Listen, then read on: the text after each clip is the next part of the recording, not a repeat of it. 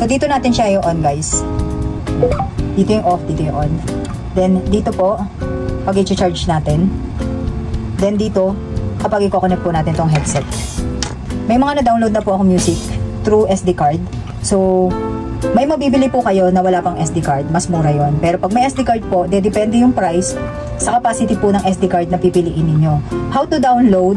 Gagamitan nyo po siya ng SD card adapter. Okay? So, dito nyo po muna ilalagay yung SD card. Saka nyo po ipapasok dun sa laptop. Kapag magda-download po kayo ng music, so, ito yung ilalagay nyo dyan. Pag nandito na yung SD card po, guys, ha? So, dito po, na-Bluetooth ko na ilang beses. Itong ating MP3 player. So, automatic na po siyang kumokonek kapag ino-on ko, guys. Kapag binubuksan ko na to at ito, automatic na sila nagko-connect po. Guys, pag bibili nyo to, kasama na po itong headset. At saka, kung may SD card kayong bibilhin, sa ganito siya nakalagay. Pero wala pang ganito yun, guys, ha. Usually naman, kapag matagal na tayong gumagamit ng SD card, may kasama tayong ganito, diba? Tinatabi ko kasi to. So, hindi na ako bumili. At yung ginamit ko lang, yung dating nandoon sa mga SD card ko. Usually, di ba, kapag bumibili tayo CCTV, tapos may SD card na kasama, may ganito na. Okay? So, yun lang. Ito, guys, hindi ko pa nasa-set kasi yung date and time. Pero pwede nyo yan iset. So, ito na. Matagal na sa akin to, guys. Durable talaga siya. Lightweight po ito, guys. Super gaan. And, packet size po siya. Kahit maliit yung packet nyo, kasyang-kasya to, guys. Kasi ang liit niya lang talaga. Okay? And, napakagaan niya. Pero durable siya kasi ang tagal ko na po itong ginagamit. Ito po, pag ipupunta nyo dito kung isi-set nyo pa lang sa Bluetooth. Okay, ayan o. So, yan. Pwedeng mag-radio lang din kayo. So, yan yung sa folder. Then, ito yung Bluetooth. Yan.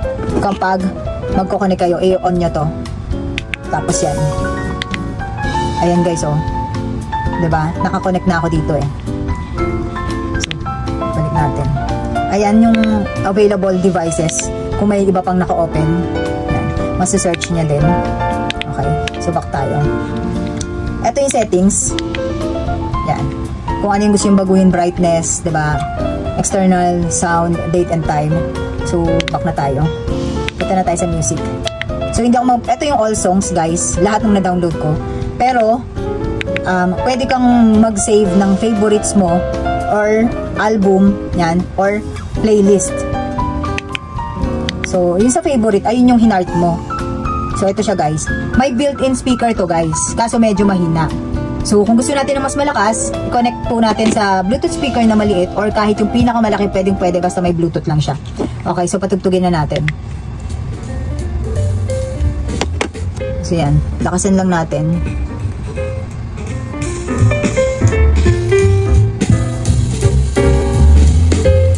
So, yan. Okay na yun. Try tayo ng iba. So, stop na natin. Ayan. Then, ayan. So, mayroon tayong ibang music pa dito kaso baka makapiright ako. Kaya yun yung mga pinatugtog ko. At saglit lang para hindi tayo makapiright. So, ganun siya, guys. Ngayon, tanggalin natin sa pagkakakonect dito sa Bluetooth speaker. Para marinig nyo yung built-in speaker niya.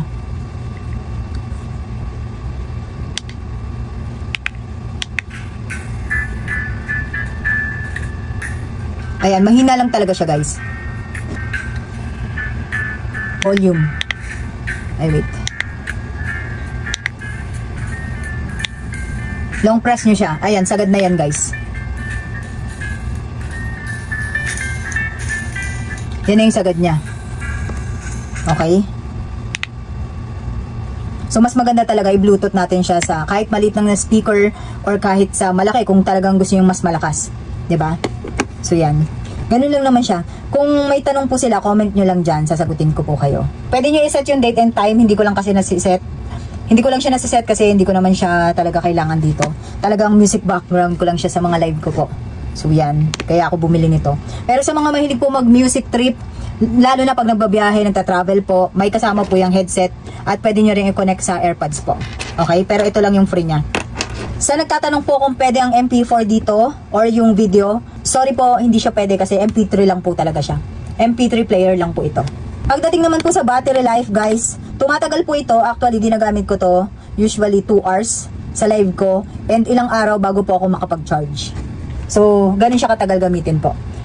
Pagdating po sa price guys ha, dumedepende po yan sa SD card na pipiliin ninyo. Kung mas mataas, mas malaki yung capacity po ng SD card.